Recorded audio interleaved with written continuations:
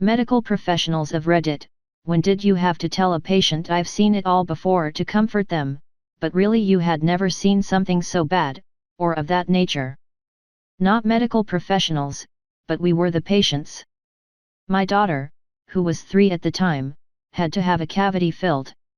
As we were leaving, the dentist told me just to watch my daughter because sometimes kids chew their gums because it's numb and feels weird. So the drive home took 30 minutes and I had been talking to my daughter the entire time to keep her busy. I parked my car in my driveway, opened the passenger seat to get my daughter out, and her entire lower lip on the left side is gone.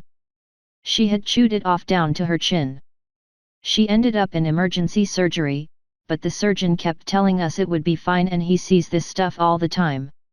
She ended up having multiple surgeries, and when she was finally healed, the surgeon told us that it was the worst injury like that he had ever seen.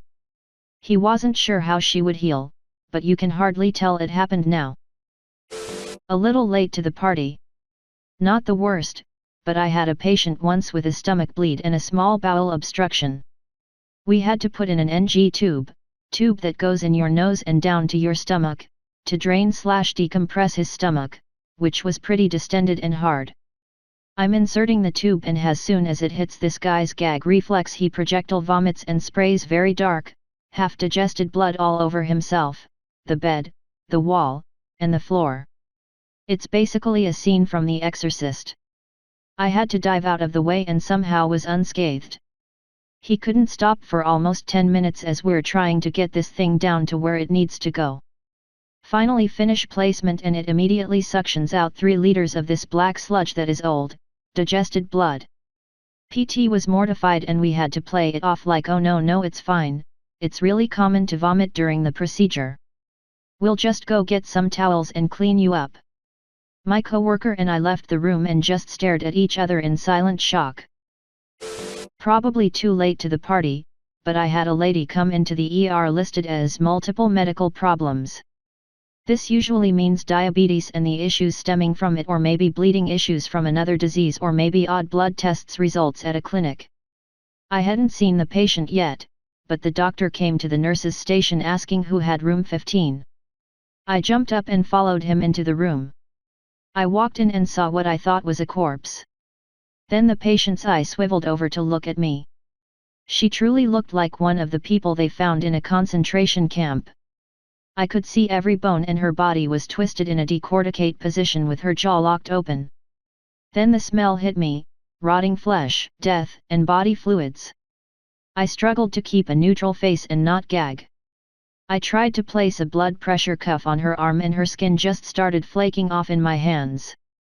I gagged. The DR started removing her clothes to examine her.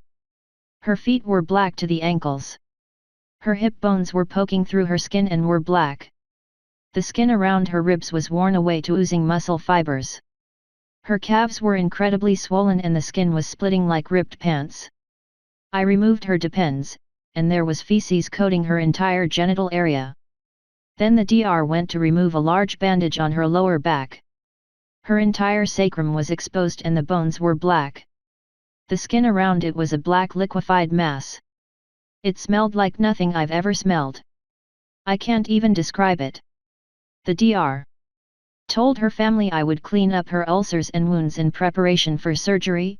Liar, no surgeon would operate on her. I had no idea how to clean dead bone tissue and liquefied skin, they don't cover that in nursing school. When I went to clean her sacral area, all the liquefied skin separated and oozed all over the bed. I really struggled to keep my shit together. Afterwards, I needed a moment in the supply closet to cry it out for a second. I had no idea the human body could break down so much without dying. I still think about that woman sometimes and what led to her living like that. It still breaks my heart. Wow, I would love some more info on this if anybody else has any idea what went on here.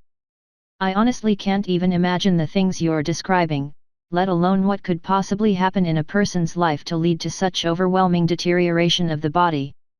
My guess is that she had some sort of traumatic brain issue or a stroke. Family members were taking care of her, and I think it was some good old-fashioned elder abuse. I think as her skin deteriorated, she developed terrible pressure ulcers that never healed. The swelling was probably due to starvation and a lack of protein in her diet. I've had nightmares about her face since then. Once, I dreamed she crawled into bed with me. I freaked the fuck out and ran into the hallway. My toddler walked out after me, rubbing his eyes, asking why I ran away. The worst part of your story is the part where you saw her eyes swivel towards you. The fact that she was even remotely conscious for this level of pain is breaking my heart. In dental school, I had an emergency patient come in, complaining of sore gums. Upon examination, I found a massive calculus bridge, Google it for pictures, behind her lower front teeth. She only had about 3 remaining lower teeth, but they were all connected with a whitish-brown mineral deposit that was about the size of a golf ball. She had never had her teeth cleaned and she was probably 55 or so. I basically performed an emergency cleaning. She could speak so much better afterwards. Of course I had to play it off like it was normal, but in my years of practice I still haven't seen a case that bad again. Get your teeth cleaned, people. Even if you can't afford every 6 months, once a year, or every other year is a hell of a lot better than never.